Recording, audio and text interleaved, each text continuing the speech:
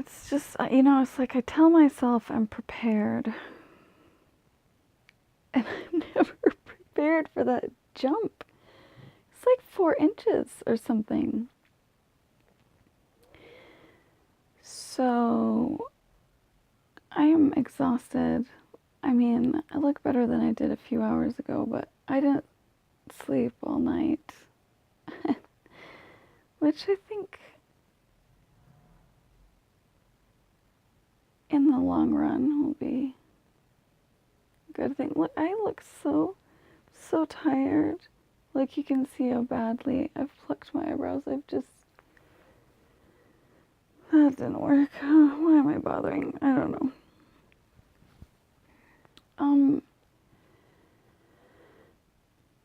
I just,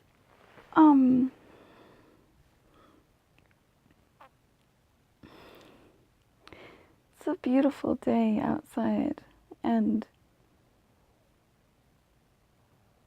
I feel intoxicated by lack of sleep. I want to hear the noises from outside. It's just subtle, but the window's cracked open a little, and it's a beautiful fall day, and I wish I were out there. And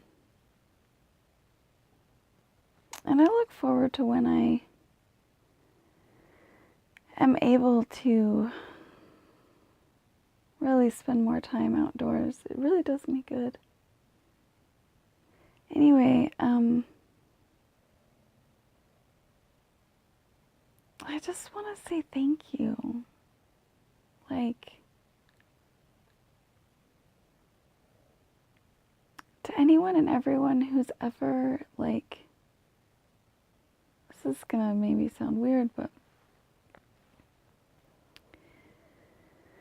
oh, my wrists aren't quite strong enough for that yet. It's super sad. Anyone and everyone who has ever let me down.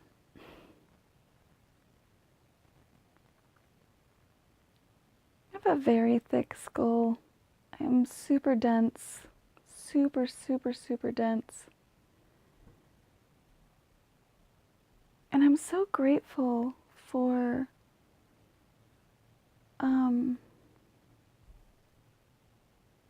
the accumulation of all the ways that I've been let down. I just keep learning and learning and learning and learning. This ankle is really bothering me. We're gonna try. Whoop. A pillow. I miss my kids. I miss you.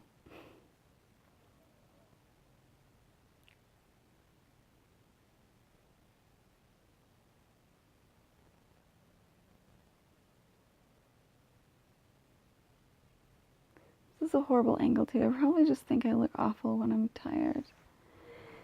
But most people look awful when they're tired though, right? Like, that's normal.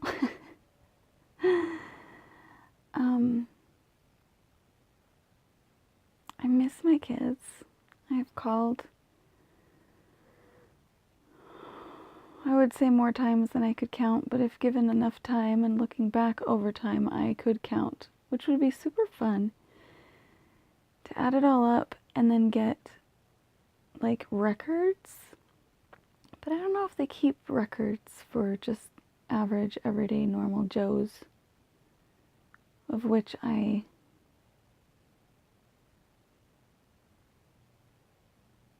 lived a life of less than average, actually, in some ways, way more than average in other, I don't know what I'm even talking about. It's old patterning to feel like I've just failed in everything, and I look like a guy. I notice that every once in a while.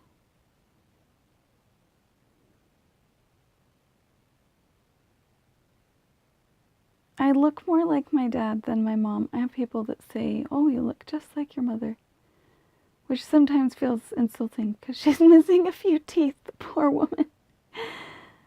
But, missing teeth is not the worst thing in the world. It's sad and it's frustrating, and I feel like I want to cry all the time because I see how sad my teeth are now as opposed to before the stroke and seizures. I just had a really hard time taking care of myself. But yeah, I can look pretty and I'm attractive regardless all the time. I mean, I don't know about all the time because right now, really, let's just think about that. Is this attractive staring back? I don't think so. But maybe it is. And to each their own. You know, one man's trash is another man's treasure. I think there's a Katy Perry song. You know, there's a lot of things about celebrities that's just so unnerving, disturbing, challenging. But I gotta say, I think every artist out there, almost every artist out there has that song or two or three or six that's just so inspiring. I wanted to be that. Oh, don't cry.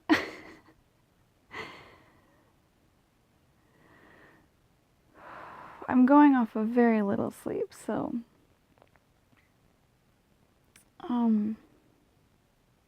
I wanted to be that. To be a singer-songwriter that inspired people, and I'm not much inspired with Katy Perry since her Bon Appetit song is just,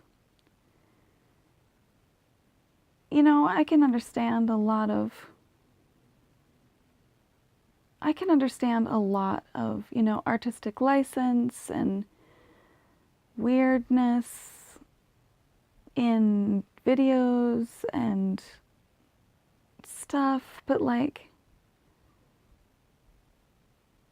sometimes, you know, I mean, her songs a good chunk of the time have made me feel positive. I haven't listened to all of them. I've never listened to every song of any artist in my entire life. And it's just, you know, as much as I love music, it hasn't been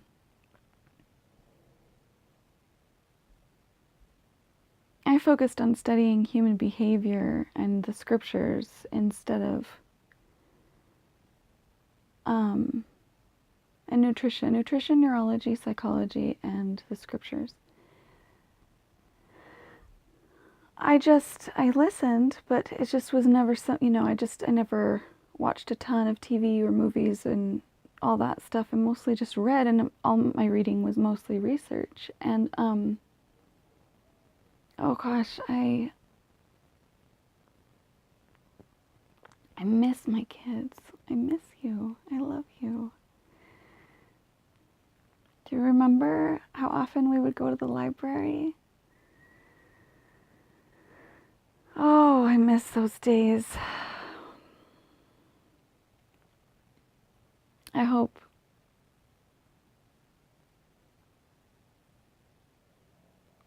hope you always have a library near you.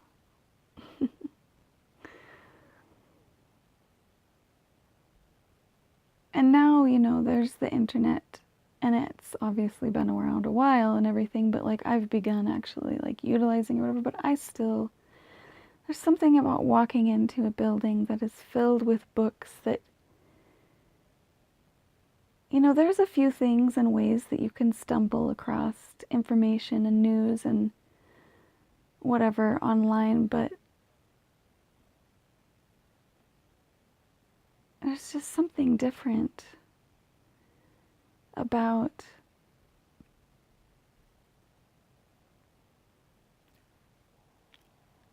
I would rather be surrounded by books and paper than computers any day, every day. Of course, I'd also love to live on an island that's highly organic and build an eco-friendly, non-fuel,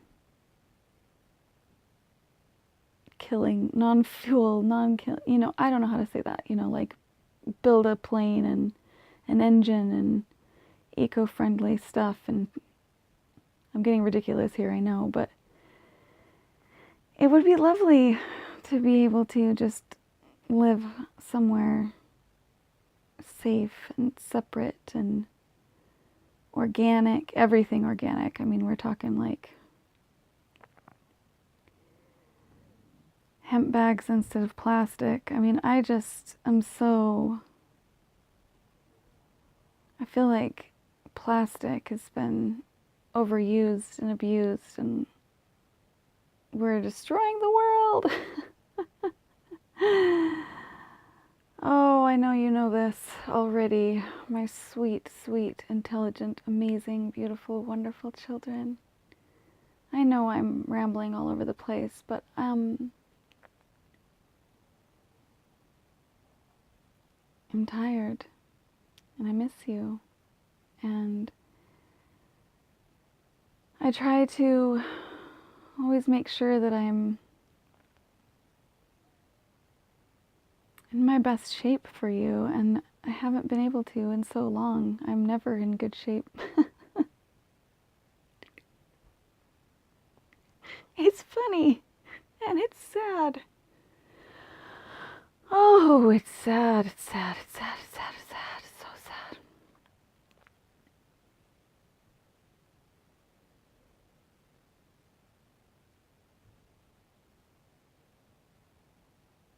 There's a wasp in here. I have the window cracked open a little bit, and it is really exploring. And I like the buzz. You know, as much as I've always wanted to disconnect and separate from people to one degree or another, I mean, I always wanted a little tiny farm with like one goat or one cow and a few chickens, or I mean, I don't even know what it would take to be truly self-sustaining for a tiny family, but that was my goal, my aim, my dream. And I just didn't slow down long enough to take the time. And I didn't know the cues and the signs, but I didn't slow down long enough to take the time to make sure your father and my dreams meshed. I asked a lot of questions.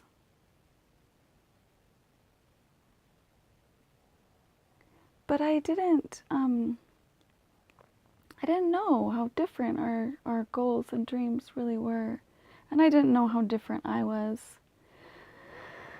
Oh, and I knew the time was passing, but it's passed about 3 minutes, no, about 2 minutes more quickly than I was paying attention to. I didn't know enough about who I was. I feel like the brain damage, and yes, I have definitely sustained brain damage from the stroke and seizures. It altered me, and it felt like a horrible thing. It really did. Sometimes it still does. But the real truth is that I was blind. I was blind to a lot of things about myself and people and this human experience. And I just want you to know that as tired as I get and as sad as I get, I love you. I'm your mother, and I always will be, and I will stay alive and be here for you to the best of my ability, I promise. And I love you. I love you. I love you. I love you. I'm proud of you. Even in the moments when you've chosen not to speak to me. I don't like it. I don't like it at all. But I'm proud of you. You're amazing and beautiful, and this applies, yes, to each and every one of you, and I love you. Mwah.